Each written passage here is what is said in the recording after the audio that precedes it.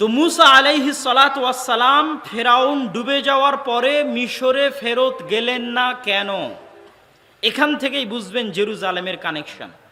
মুসা আলাইহিস সালাতু ওয়াস সালাম মূলত মিশর থেকে পালিয়ে যাচ্ছিলেন না। মুসা আলাইহিস সালাতু ওয়াস সালাম মূলত ফিরে যাচ্ছিলেন ওই যে 400 বছর আগে তার আদি পিতা ইয়াকুব 70 জনের পরিবার নিয়ে ফিলিস্তিন থেকে মিশরে আসলো। তার দাদা, তার বাবা ইব্রাহিম, ইসহাক সব কোথায় বসবাস করত? সব ফিলিস্তিনে, জেরুজালেমে বসবাস করত। ইয়াকুব কোথায় বসবাস করত? ফিলিস্তিনে, জেরুজালেমে বসবাস করত। ওই নিজের বাপদাদার আদি ভিটায় ফিরে যাচ্ছিলেন, মিশর থেকে পালিয়ে যাচ্ছিলেন না। এই জন্য তিনি পুনরায় আর মিশরে ফিরে আসেননি। কিন্তু দুঃখজনক হলেও সত্য যে ওই সময়ে ফিলিস্তিনে, আজকের এই ফিলিস্তিনেই, আজকের এই জেরুজালেমেই তৎকালীন বিশ্বের সবচেয়ে শক্তিশালী পাওয়ারফুল গোত্র বসবাস করত। তারা হচ্ছে আমালেকা। আজকে যেমন বিশ্বের সবচেয়ে শক্তিশালীরা দখল করে রেখেছে, তৎকালীন বিশ্বের সবচেয়ে শক্তিশালীরা দখল করে রেখেছিল। মুসা আলাইহিস সালামের উপর আল্লাহর আদেশ আসলো, যুদ্ধ করতে হবে, যুদ্ধ করে বিজয় করতে হবে জেরুজালেম। মুসা আলাইহিস সালাতু ওয়াস সালাম তার কওমকে বললেন, ইয়া কওমি দুখুলুল আরদাল মুকাদ্দাসাহ, হে আমার কওম, আল্লাহ তোমাদেরকে আদেশ দিয়েছে এই পবিত্র ভূমি জেরুজালেম বিজয় করতে হবে। উদখুলু, এই পবিত্র ভূমি জেরুজালেমে তোমরা প্রবেশ করো। আল্লাতী কাতাবাল্লাহু লাকুম, যেই মাটি, যেই ভূমি আল্লাহ তোমাদের জন্য লিখে রেখেছেন। যদি তোমরা এই যুদ্ধ থেকে পিছপা হও, ফাতানকালিবু খাসিরিন, তাহলে তোমরা ক্ষতিগ্রস্ত হবে। বানু ইসরাইলেরা কি বললো জানেন? বানু ইসরাইল বলল, ইয়া মুসা ইন্না ফিহা কওমান জাব্বারিন, মুসা, ওখানে তো দুনিয়ার সবচেয়ে শক্তিশালী মানুষজন বসবাস করে। আজকে যেমন বিশ্বের সবচেয়ে শক্তিশালী মানুষজন ওখানে বসবাস করে, তৎকালীন বিশ্বের সবচেয়ে শক্তিশালী মানুষজন ওখানে বসবাস করত। ওয়া ইন্না লান নাদখুলাহা হাত্তা ইয়াখরুজু মিনহা, এই বিশ্বের সবচেয়ে শক্তিশালী মানুষ, এরা যদি নিজে থেকে এই শহর না ছাড়ে, আমাদের পক্ষে সম্ভব নয় এই শহর বিজয় করা। ইযহাব আনতা ওয়া রাব্বুকা ফাকাতিলা, মুসা তুমি আর তোমার আল্লাহ গিয়ে যুদ্ধ করো, আর আমরা এখানে বসে থাকলাম, তুমি আর তোমার আল্লাহ যুদ্ধ করে বিজয় করো, তারপরে আমরা আসবো। বলেন নাউজুবিল্লাহ। এদেরকেই 2 দিন আগে আল্লাহ ফেরাউনের কবল থেকে বাঁচালো। কত বড় নিমক হারাম কওম! 2 দিন হয়নি তাদের উপর যে জুলুমের স্টিম রোলার চলছিল, ফেরাউন তাদের শিশু সন্তানদের হত্যা করত, ওই ফেরাউনকে তাদের চোখের সামনে আল্লাহ ডুবিয়ে দিয়েছেন। ওয়া আনতুম তানজুরুন ওয়া ইয নাজ্জাইনাকুম মিন আলি ফিরআউনা ইয়াসুমুনাকুম সুআল আযাব ইউযাববিহুনা আবনাকুম ওয়া ইস্তাহিউনা নিসাআকুম।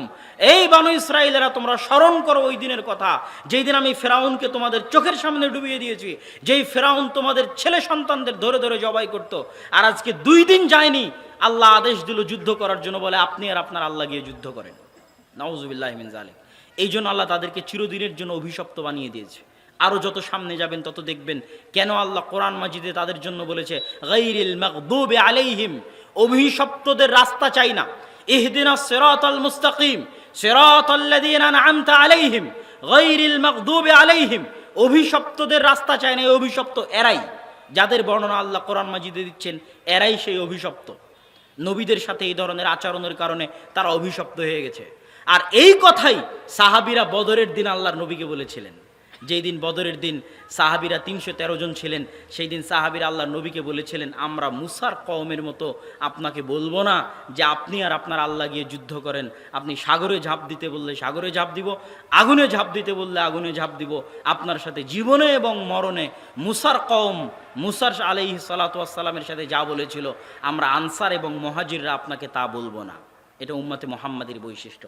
সামি'না ওয়া আতা'না, শুনলাম এবং মেনে নিলাম। সম্মানিত উপস্থিতি, যখন আল্লাহর এত দয়া, এত নেয়ামত থাকার পরেও চোখের সামনে পাথর ফেটে ঝর্ণা তৈরি হচ্ছে, চোখের সামনে জান্নাত থেকে খাবার আসতেছে, চোখের সামনে ফেরাউনকে ডুবে যেতে দেখলো, তারপরেও এত বড় নিমক হারামি মুসা আলাইহিস সালাম সহ্য করতে পারলেন না। মুসা আলাইহিস সালাতু ওয়াস সালাম আল্লাহর কাছে বললেন, আল্লাহ আর সম্ভব নয়, আমার জাতি থেকে আমাকে আলাদা করে দেন, আমি আমার আর আমার ভাইয়ের দায়িত্ব ছাড়া আমার জাতির দায়িত্ব নিতে পারবো না। ফাইন্নাহা মুহাররামাতুন আলাইহিম 40 সানা ইয়াতিহুনা ফিল আরজ, আল্লাহ তাদের উপর গজব নাজিল করলেন 40 বছরের। ওই সিনাই মরুভূমিতে 40 বছর যাবৎ ঘুরতে থাকবে, এটা তাদের জন্য আল্লাহ গজব দিয়ে দিলেন। এর মধ্যেই মুসা আলাইহিস সালাতু ওয়াস সালাম মারা গেলেন, এই 40 বছরের মধ্যেই। তো মুসা আলাইহিস সালাতু ওয়াস সালাম অন্তরে এই ব্যথা নিয়ে মারা যাচ্ছেন যে তিনি জেরুজালেমে প্রবেশ করতে পারেননি, পবিত্র ভূমিতে তিনি ঢুকতে পারেননি। প্রত্যেক মুসলমানের অন্তরে ব্যথা থাকা উচিত যে তারা মসজিদে আকসায় যেতে পারে না। প্রত্যেক মুসলমানের অন্তরে ব্যথা থাকা উচিত যে তারা জেরুজালেমে প্রবেশ করতে পারে না। সুলতান সালাহুদ্দিন আইয়ুবী এই শপথ করেছিলেন যে যতদিন তিনি জেরুজালেমের মসজিদে আকসায় 2 রাকাত সালাত আদায় না করবেন, ততদিন তিনি মক্কা এবং মদিনায় হজের জন্য সফর করবেন না। এই কষ্ট তিনি অনুভব করতেন, এই কষ্ট তিনি ফিল করতেন যে আল্লাহর 3টা পবিত্র মসজিদের একটা পবিত্র মসজিদ, পৃথিবীর সবচেয়ে পুরাতন 2টা মসজিদের একটা পুরাতন মসজিদ, পৃথিবীর সকল নবী যারা দ্বীনের দাওয়াত, ইসলামের দাওয়াত নিয়ে এসেছেন তাদের অধিকাংশই এই মসজিদের আশেপাশে থেকেছেন, উঠেছেন, বড় হয়েছেন। সেই মসজিদে আমরা যেতেও পারি না, সেই মসজিদে আমরা সালাতও আদায় করতে পারি না। এই কষ্ট আপনার থাকতে হবে, এই কষ্ট আপনার ছেলে মেয়ের মাথায় দিতে হবে, যেমন সুলতান সালাহুদ্দিন আইয়ুবীর অন্তরে এই কষ্ট ছিল। তো জেরুজালেমে ঢুকতে না পারার কষ্ট নিয়ে মুসা আলাইহিস সালাম মারা যাচ্ছে। কত বছর আগের ইতিহাস বলছি আপনাকে, অথচ আজকে মনে হচ্ছে বাস্তব। আজকের জেরুজালেমের সাথে মিলিয়ে দেখেন, এটা কত বছর আগের ইতিহাস বলছি। মুহাম্মদ সাল্লাল্লাহু আলাইহি ওয়াসাল্লামেরও কত বছর আগে, ঈসা আলাইহিস সালামেরও কত বছর আগে। কোথায় মুসা আলাইহিস সালাম? তখন মুসা আলাইহিস সালাতু ওয়াস সালাম আল্লাহর কাছে দোয়া করছে, বুখারীর হাদিস, ফাসাআলাল্লাহ আইয়ুদনিয়াহু মিনাল আরজিল মুকাদ্দাসা রামিয়াতা বিহাজারিন।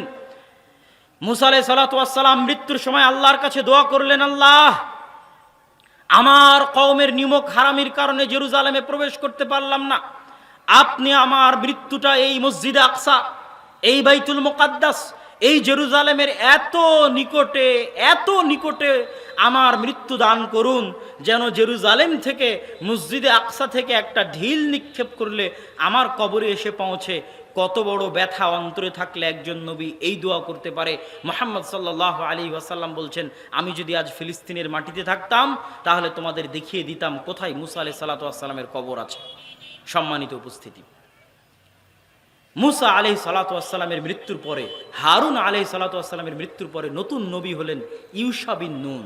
ইউশা বিন নুনকে ওই যে খিজির আলাইহিস সালাতু ওয়াস সালামের বিশাল লম্বা ঘটনা আপনারা জানেন, যে মুসা আলাইহিস সালাম একজন যুবককে সাথে করে নিয়ে খিজির আলাইহিস সালামকে খুঁজতে বের হয়েছিলেন। যেই যুবকের প্যাকেট থেকে, থলে থেকে মাছ বের হয়ে গেছিল, ওই যুবকই ছিল ইউশা বিন নুন। যখন বানু ইসরাইলদের উপর যুদ্ধ ফরজ হয় জেরুজালেম দখল করার জন্য, তখন তো কেউ যুদ্ধে যেতে রাজি না, কিন্তু 2 জন রাজি হয়েছিল। তার মধ্যে একজন ইউশা বিন নুন। এই 2 জন কি বলেছিল জানেন? এই 2 জন বলেছিল, আল্লাহ কোরআনে তাদের কথা বলছেন, গুরুত্বপূর্ণ না হলে তো আল্লাহ কোরআনে বলতেন না। قال رجلان من الذين يخافون أنعم الله عليهم ادخلوا عليهم الباب। ওই বানু ইসরাইলের মধ্যে 2 জন ব্যক্তি বলল, এই তোমরা গোত্র শক্তিশালী পরাশক্তিদের দেখে কেন তোমরা ভয় পাচ্ছ? উদখুলু আলাইহিমুল বাব, তোমরা আল্লাহর উপর ভরসা করে জেরুজালেমের দিকে এগিয়ে যাও। ফাইদা দাখালতুমুহ ফাইন্নাকুম গালিবুন, যদি তোমরা আল্লাহর উপর ভরসা করে এগিয়ে যাও তোমরাই বিজয়ী হবে। ওয়া আলাল্লাহি ফাতাওয়াক্কালু, আর ভরসা রাখো একমাত্র আল্লাহর উপরে। ইন কুনতুম মুমিনিন, যদি তোমরা মুমিন হয়ে থাকো। কত বছর আগের কথা। ইউশা বিন নুন এই কথা বলেছিলেন। এই ইউশা বিন নুন নবী হয়ে গেলেন। 40 বছরের আযাব শেষ হয়ে গেল। ইউশা বিন নুন নবী হওয়ার পর বানু ইসরাইলকে বললেন, আল্লাহ তোমাদেরকে 40 বছর আযাব দিয়েছে জেরুজালেমে যুদ্ধ না করার জন্য, এবার কি তোমরা যুদ্ধ করতে চাও? বানু ইসরাইল রাজি, হ্যাঁ আমরা যুদ্ধ করতে চাই। ইউশা বিন নুন বানু ইসরাইলকে নিয়ে যুদ্ধের জন্য রওনা দিলেন, জেরুজালেম বিজয় করবেন। যুদ্ধ করতে করতে আমালেকা গোত্রের বিরুদ্ধে যুদ্ধ করতে করতে শুক্রবারের দিন বিকেলবেলা, শুক্রবারের দিন যে সময়ে আল্লাহ দোয়া কবুল করে, তার মধ্যে একটি মত হচ্ছে শুক্রবারের দিন বিকেলবেলা আল্লাহ দোয়া কবুল করে। কেননা ওই সময়ে এই নবীর দোয়া কবুল হয়েছিল, যার ঘটনা এখন বলবো। ইউশা বিন নুনের দোয়া আল্লাহ কবুল করেছিলেন। তো শুক্রবারের দিন বিকেলবেলা যুদ্ধ জয় জয় ভাব, কিন্তু শুক্রবারের সূর্য ডুবলেই শনিবার হবে, সূর্য ডুবলেই শনিবার শুরু।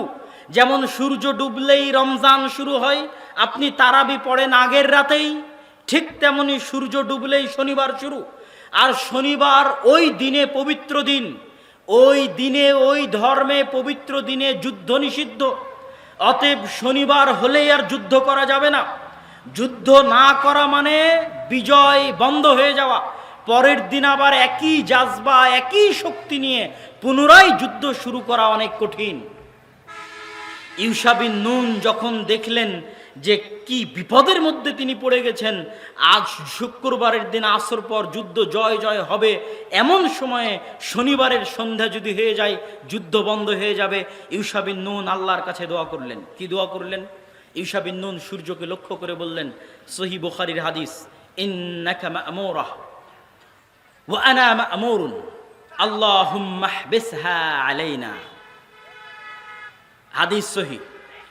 ইউশা বিন নুন সূর্যকে লক্ষ্য করে বললেন, ইন্নাকা মা'মুরা, এই সূর্য তুমি আল্লাহর আদেশে আদিষ্ট। ওয়া আনা মা'মুরুন, আর আমিও আল্লাহর আদেশে আদিষ্ট। আল্লাহুম্মা হবিসনা, হে আল্লাহ, আজকে আপনি আমাদের এই জেরুজালেম বিজয় সম্পূর্ণ করতে দেওয়ার জন্য আপনার সূর্যকে থামিয়ে দিন। বলেন আল্লাহু আকবার। রাসূলুল্লাহ সাল্লাল্লাহু আলাইহি ওয়াসাল্লাম বলছেন, ইন্না শামসা লাম তুহবাস লিবাশারিন ইল্লা লিউশা। আল্লাহ পৃথিবী সৃষ্টি করার পরে কোনোদিন সূর্যকে থামাননি, কোনোদিন না। আল্লাহর নবী বলছেন, আমাদের নবী মুহাম্মদ সাল্লাল্লাহু আলাইহি ওয়াসাল্লাম বলছেন, শুধু ইউশা বিন নুনের দোয়ার কারণে আল্লাহ সূর্যকে থামিয়ে দিয়েছিলেন যেন তারা মসজিদে আকসা জেরুজালেম বিজয় করতে পারে। বলেন আল্লাহু আকবার। এটাই হচ্ছে ঈমান, তাকওয়া, পরহেজগারিতা।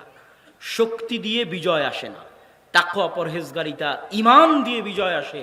তাকওয়া পরহেজগারিতা ঈমান থাকলে আল্লাহ সূর্যকেও থামিয়ে দিতে পারেন, যদি ওই রকম একদল মানুষ একত্রিত হয় ওই রকম তাকওয়া, ওই রকম পরহেজগারিতা নিয়ে। সম্মানিত উপস্থিতি, জেরুজালেমের মসজিদে আকসা বিজয়ের একটা ঘটনা গেল।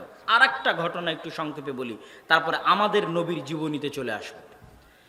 আজ পর্যন্ত পৃথিবীর ইতিহাসের সবচেয়ে বড় সাম্রাজ্য জেরুজালেমে প্রতিষ্ঠা হয়েছিল দাউদ আর সুলাইমানের সাম্রাজ্য আলাইহিমাস সালাতু ওয়াস সালাম।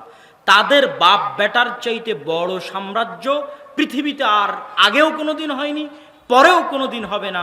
ওই সাম্রাজ্যের হেডকোয়ার্টার ছিল, সেন্টার ছিল মসজিদে আকসা এবং জেরুজালেম। এটা তৈরি হলো কিভাবে? ওই ইউশা বিন নুনের মৃত্যুর পরে যখন বানু ইসরায়েলেরা আবার পথভ্রষ্ট হয়ে গেল, আবার তারা এই জেরুজালেম থেকে বিতাড়িত হয়ে গেল, তখন ওই সময়ের একজন নবী, যার নাম কোরআনে নাই কিন্তু তাওরাত জাবুর ইঞ্জিলে বলা আছে শামুয়েল নবী নামে, কিন্তু কোরআনে শুধু নবী আছে, নবী শুধু নবী বলা আছে, নাম বলা নাই। ওই নবীর কাছে গিয়ে বানু ইসরায়েল বলল, আমরা আমাদের ঘরে ফিরে যেতে চাই, জেরুজালেমে ফিরে যেতে চাই, আপনি আমাদের জন্য একজন বাদশাহ নির্ধারণ করে দিন। তখন তাদের জন্য বাদশাহ নির্ধারণ করে দিলেন তালুত। তারা অভিযোগ উত্থাপন করলো, লম্বা ঘটনা আমরা না যাই।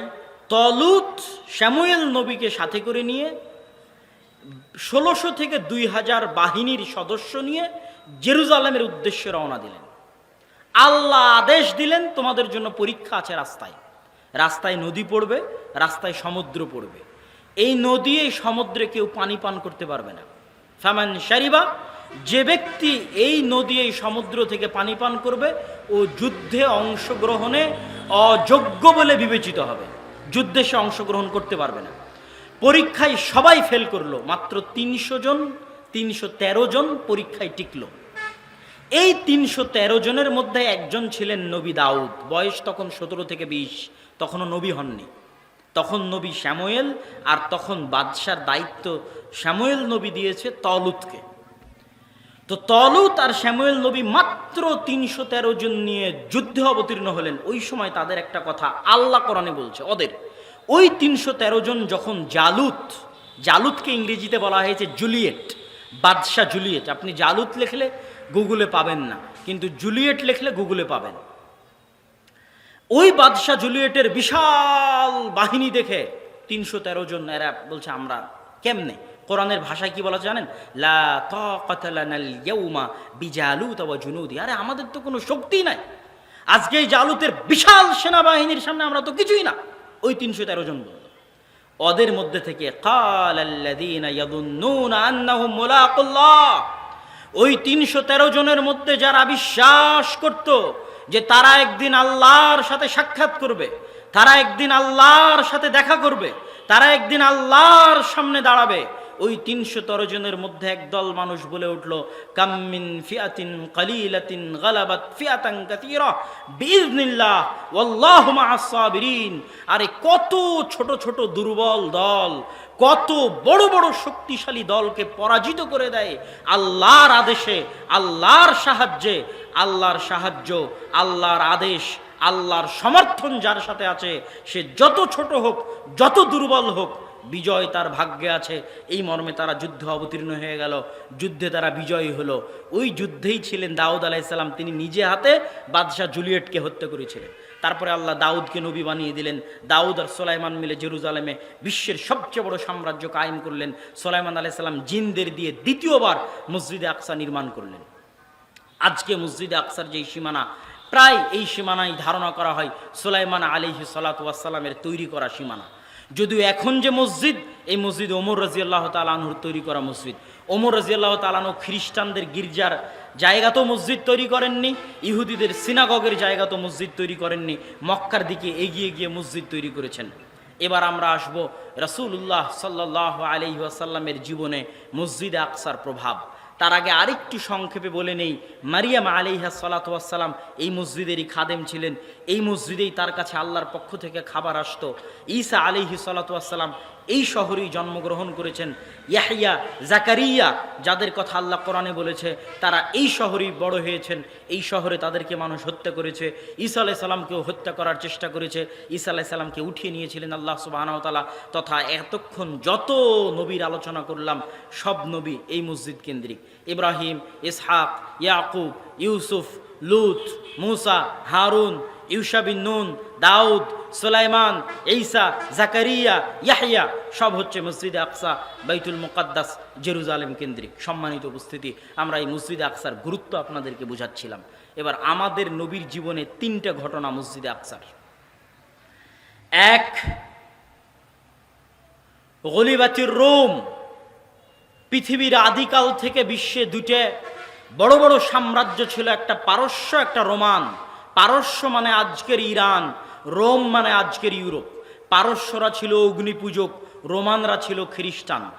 পারস্যের অগ্নিপূজকদের হাতে যখন জেরুজালেম চলে গেল, তখন মক্কার মুশরিকরা খুশি হলো, আর মক্কার মোমেনেরা কষ্ট পেল, মুহাম্মদ সাল্লাল্লাহু আলাইহি ওয়াসাল্লাম কষ্ট পেলেন। তখন মুহাম্মদ সাল্লাল্লাহু আলাইহি ওয়াসাল্লামকে আল্লাহ কোরআনের আয়াত নাজিল করে দিয়ে জানিয়ে দিলেন যে গলিবাতের রোম, আজকে তো রোমেরা পরাজিত হয়েছে, অদূর ভবিষ্যতে রোমেরা বিজয়ী হবে। আবু বকর রাদিয়াল্লাহু তাআলা ঘোষণা দিলেন যে বিজা সিনিন মানে 6 বছরের মধ্যে রোমেরা বিজয়ী হবে। ঠিক 6 বছরের মধ্যে রোমের খ্রিস্টানেরা বিজয়ী হলো, মুহাম্মদ সাল্লাল্লাহু আলাইহি ওয়াসাল্লাম খুশি হলেন। জেরুজালেম বিজয় করছে খ্রিস্টান, খুশি হচ্ছে মুহাম্মদ সাল্লাল্লাহু আলাইহি ওয়াসাল্লাম মক্কা এবং মদিনায়, যা প্রমাণ করে যে জেরুজালেম ইহুদির হাতে থাকার চেয়ে, খ্রিস্টানের হাতে থাকার চেয়ে একজন মুসলমানের হাতে থাকা, তার আকীদা যেটাই হোক না কেন, আমাদের খুশির কারণ এবং আমাদের দোয়া এবং সমর্থন, নৈতিক আমাদের দায়িত্ব। সম্মানিত উপস্থিতি, মুহাম্মদ সাল্লাল্লাহু আলাইহি ওয়াসাল্লামের জীবনে দ্বিতীয় ঘটনা, কদ নারা তাকাল্লুবা ওয়াজহিকা ইলাস সামা।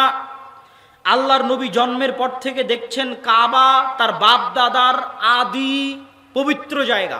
তার দাদা এ ঘরের খাদেম ছিলেন। ইসমাইল আলাইহিস সালাতু ওয়াস সালামের পর থেকে তার বংশের সবাই এই ঘরের খেদমত করে গেছেন। তিনি এই ঘরকে সবচেয়ে বেশি ভালোবাসেন। আল্লাহ এই ঘর থাকার পরেও মুহাম্মদ সাল্লাল্লাহু আলাইহি ওয়াসাল্লামকে আদেশ দিচ্ছে, আপনি সালাত আদায় করেন মসজিদ আকসামুখী হয়ে। এটা তার জন্য অনেক কষ্টের ছিল। আমি জন্মের পর থেকে দেখছি এই ঘর সবচেয়ে পবিত্র। জন্মের পর থেকে দেখছি আমার বাপদাদা 14 পুরুষ এই ঘরের খাদেম ছিলেন, আর আজকে আল্লাহ আমাকে বলছে আপনি সালাত আদায় করেন মসজিদ আকসামুখী হয়ে। মুহাম্মদ সাল্লাল্লাহু আলাইহি ওয়াসাল্লামের জন্য অনেক কষ্ট ছিল, কিন্তু এর মধ্যে নিদর্শন ছিল। এর মধ্যে ওই মদিনায় থাকা ইহুদিদের জন্য, মদিনায় থাকা খ্রিস্টানদের জন্য নিদর্শন ছিল, যেটা দ্বীনে হক। তোমরা যেই মসজিদে আকসাকে সম্মান করো, ওই মসজিদে আকসা মুখী হয়ে সালাত আদায় করতে চেয়ে আরবে নবীর দাবিদার মুহাম্মদ সাল্লাল্লাহু আলাইহি ওয়াসাল্লাম। এই 17 মাসের সালাত প্রথম কিবলা, আমাদের প্রথম কিবলা যেটা মুখী হয়ে আমরা সালাত আদায় করেছি, প্রথম মসজিদ মসজিদে কুবা, যেই মসজিদের দিকে করে তৈরি করা হয়েছে, সেই মসজিদে আকসা 17 মাস কিবলা রাখার পিছনে এটাই কারণ, যেন মুসলমান এবং মুসলমানের সন্তানেরা জানে যে এই মসজিদ তাদের, এই মসজিদ মুসলমানদের, এই মসজিদ ইসলামের। এটা রাসূল সাল্লাল্লাহু আলাইহি ওয়াসাল্লামের জীবনে দ্বিতীয় ঘটনা। তৃতীয় ঘটনা, সুবহানাল্লাযী আসরা বিআবদিহি লাইলাম মিনাল মাসজিদিল হারাম ইলাল মাসজিদিল আকসা। মেরাজের রাত্রে আল্লাহ সুবহানাহু ওয়া তাআলা মুহাম্মদ সাল্লাল্লাহু আলাইহি ওয়াসাল্লামকে সরাসরি কাবা থেকে আসমানে নিয়ে যাননি, বরং কাবা থেকে নিয়ে গেছেন মসজিদে আকসায়। মসজিদে আকসায় তিনি বোরাক বেঁধে রেখেছেন। বোরাক বেঁধে রেখে মসজিদে আকসায় নবীদের ইমামতি করিয়েছেন। তারপরে মসজিদে আকসা থেকে তিনি আসমানে গেছেন। এটা রাসূল সাল্লাল্লাহু আলাইহি ওয়াসাল্লামের জীবনে মসজিদে আকসার তৃতীয় ঘটনা, যেটার স্বীকৃতি দিয়ে আবু বকর রাদিয়াল্লাহু তাআলা সিদ্দিক উপাধি পেয়েছেন। আল্লাহর নবীর জীবনে মসজিদে আকসার চতুর্থ ঘটনা, হুদাইবিয়ার সন্ধিকালে তৎকালীন কুরাইশের সর্দার আবু সুফিয়ান ব্যবসায়িক কাজে মক্কা থেকে ফিলিস্তিন এসেছে। তখন ফিলিস্তিন রোমানদের অধীনে। বিশাল রোমান এম্পায়ারের বাদশাহ হিরাক্লিয়াস রাতে স্বপ্নে দেখলেন আরবদের মধ্যে যারা খাতনা করে তাদের হাতে এই জেরুজালেম বাইতুল মুকাদ্দাস চলে যাচ্ছে। উনি জানতেন যে একমাত্র খাতনা করে ইহুদিরা। উনি আদেশ জারি করলেন, খুঁজো আরবের মধ্যে কারা খাতনা করে। তখন ওই শহরে আরব ব্যবসা করতে গেছে আবু সুফিয়ান মক্কা থেকে। রাসূল সাল্লাল্লাহু আলাইহি ওয়াসাল্লামের তৎকালীন শত্রু রাদিয়াল্লাহু তাআলা আনহু পরে ইসলাম গ্রহণ করেছেন। আবু সুফিয়ান রাদিয়াল্লাহু তাআলা আনহুকে ধরে নিয়ে আসা হলো। ধরে নিয়ে এসে বাদশাহ হিরাক্লিয়াস তাকে প্রশ্নের পর প্রশ্ন করলেন। শুধু দুইটা প্রশ্ন করে এই লম্বা ঘটনা শেষ করব। বাদশাহ হিরাক্লিয়াস আবু সুফিয়ানকে জিজ্ঞেস করলেন, কি জিজ্ঞেস করলেন? হাল ক্বালা হাযাল কওল মিনকুম আহাদুন কত ক্বাবলা। আজকে আরবে তোমাদের মধ্যে যে নবী নবুয়তের দাবি করেছে তার পূর্বে তোমাদের এই মক্কায় আর কি কোনোদিন কোন নবী নবুয়তের দাবি করেছিল? আবু সুফিয়ান বললেন, না, আর তো অতীতে কোনোদিন কোন নবী মক্কায় নবুয়তের দাবি করেনি। তখন বাদশাহ হিরাক্লিয়াস বললেন, যদি তুমি বলতে যে মক্কায় আর কোনোদিন কোন নবী, মক্কায় আর কেউ অতীতে কোনোদিন নবুয়তের দাবি করেছিল, তাহলে আমি বলতাম যে মুহাম্মদ সাল্লাল্লাহু আলাইহি ওয়াসাল্লাম ওর দেখা দেখি নবুয়তের দাবি করেছে। তো এতদিনে তো ইসমাইলের বংশে আল্লাহ কোনো নবী পাঠায়নি, তো দাবি করবে কে? কেউ দাবি করেনি। যত নবুয়তের দাবিদার সব জেরুজালেমে। এই জন্যই তো ইহুদি এবং খ্রিস্টানেরা পথভ্রষ্ট হয়েছে, ধরা খেয়েছে। তারা অপেক্ষায় ছিল তাদের বংশে নবী আসবে। দেখে আরবে বনু ইসমাইলের বংশে নবী এসেছে। বাদশাহ হিরাক্লিয়াস বললেন, তাহলে তো দেখা দেখি নয়। মক্কায় আগে যদি গত 500,000 বছরে কেউ নবী দাবি না করে থাকে, আজ মক্কায় মুহাম্মদ সাল্লাল্লাহু আলাইহি ওয়াসাল্লাম প্রথম নবী দাবি করছে, মানে দেখা দেখি নয়। আমার দ্বিতীয় প্রশ্ন, ফাহাল কানা মিন আবাইহি মালাক। মুহাম্মাদের অতীত পুরুষ কেউ কি রাজা বাদশা ছিল সাল্লাল্লাহু আলাইহি ওয়াসাল্লাম? আবু সুফিয়ান বললেন, না, কেউ রাজা বাদশা ছিল না। বললে, যদি তুমি বলতে কেউ রাজা বাদশা ছিল, তাহলে আমি বলতাম বাপদাদার হারানো রাজত্ব ফিরে পেতে নবুয়তের ভান ধরেছে। বাপদাদার হারানো রাজত্ব ফিরে পেতে নবুয়তের ভান ধরেছে। অতীতে যখন তার বংশে কেউ রাজা ছিলই না, তাহলে তো রাজত্ব ফিরে পাওয়ারও কোনো চাহিদা নাই। তাহলে তো ঘটনা কিছু অবশ্যই আছে। এবার আরো জিজ্ঞাসা, আরো জিজ্ঞাসা। আমাদের লক্ষ্য শেষ বাক্য, বাদশাহ হিরাক্লিয়াসের বলা শেষ বাক্য। বাদশাহ হিরাক্লিয়াস আল্লাহর নবীর জীবদ্দশায়, আল্লাহর নবী জানেন না, আল্লাহর নবী থেকে 1500 মাইল দূরে, আল্লাহর নবীর সবচেয়ে বড় শত্রুর সামনে, তৎকালীন আল্লাহর নবীর সাথে প্রত্যেকটা যুদ্ধে বিরুদ্ধ পার্টির যিনি প্রধান সেনাপতি, সেই আবু সুফিয়ানের সামনে রাদিয়াল্লাহু তাআলা আনহু, সারা বিশ্বের তৎকালীন যিনি সবচেয়ে শক্তিশালী বাদশাহ, বাদশাহ হিরাক্লিয়াস আল্লাহর নবীর অগোচরে, আল্লাহর নবীর আড়ালে 1500 মাইল দূরে আল্লাহর নবীর সবচেয়ে বড় শত্রুর সামনে তৎকালীন যুগের সবচেয়ে বড় বাদশাহ ঘোষণা দিচ্ছে, ফাইন কানা মা তাকুলু হাক্কান, যদি তুমি যা বলছো তা সত্য হয়, তাহলে তুমি জেনে রাখো মাউযিআ কাদামাইয়া হাতাইন, আমার পায়ের নিচে এই জেরুজালেম, এই মসজিদে আকসার মাটি একদিন ওই নবীর অধীনস্থ হয়ে যাবে। বলেন আল্লাহু আকবার। এটা আল্লাহর নবীর জীবদ্দশায় তার জীবনের সাথে সম্পৃক্ত জেরুজালেমের চতুর্থ ঘটনা, যেটা আল্লাহর নবী তখন জানতেনও না। এত বড় স্বীকৃতি তৎকালীন যুগের সবচেয়ে বড় বাদশার মুখ দিয়ে, আল্লাহর নবীর সবচেয়ে বড় শত্রুর সামনে, যে এই মাটিও একদিন মুহাম্মদ সাল্লাল্লাহু আলাইহি ওয়াসাল্লামের অনুসারীদের হয়ে যাবে। সম্মানিত উপস্থিতি, আল্লাহর নবী কি জেরুজালেম বিজয়ের জন্য কোনো যুদ্ধ করেছেন?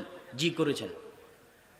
এটা আপনাকে ওভাবে কেউ পয়েন্ট আউট করে দিবে না। মুতার যুদ্ধ এবং তাবুকের যুদ্ধ মূলত জেরুজালেম বিজয়েরই যুদ্ধ ছিল। কিভাবে আমি বলতেছি, মুতার যুদ্ধ যেখানে খালিদ ইবনে ওয়ালিদ, তার পূর্বে তিনজন সাহাবী শহীদ হওয়ার পর খালিদ বিন ওয়ালিদ যখন তরবারি নিলেন, আল্লাহর নবী মদিনায় বসে বললেন সাইফুম মিন সুয়ুফিল্লাহ। ওই যুদ্ধ আজকের জেরুজালেম থেকে মাত্র 100 কিলোমিটার ব্যবধান। 100 কিলোমিটার ব্যবধান কতটুকু ভাই? রাজশাহী আর চাঁপাইনবাবগঞ্জ, রাজশাহী আর বগুড়া, রাজশাহী আর নওগাঁ, এই 100 কিলোমিটার। ওখানে মসজিদে আকসা, আমি এখানে যুদ্ধ করতেছি। মানে এই যুদ্ধে আমি পরিপূর্ণ বিজয় হলেই তো, আমি যার বিরুদ্ধে যুদ্ধ করতেছি তার হেডকোয়ার্টার তো মসজিদে আকসাই, জেরুজালেমই। তাহলে আমি তার বিরুদ্ধে যুদ্ধ করছি মানে জেরুজালেম বিজয়েরই যুদ্ধ করতেছি। আর এটা আল্লাহর নবীর জীবদ্দশায় রোমানদের বিরুদ্ধে যুদ্ধ, আর রোমানদের হেডকোয়ার্টার রাজধানী তখন জেরুজালেমে। রোমানদের বিরুদ্ধে আল্লাহর নবীর দ্বিতীয় যুদ্ধ হচ্ছে তাবুকের যুদ্ধ।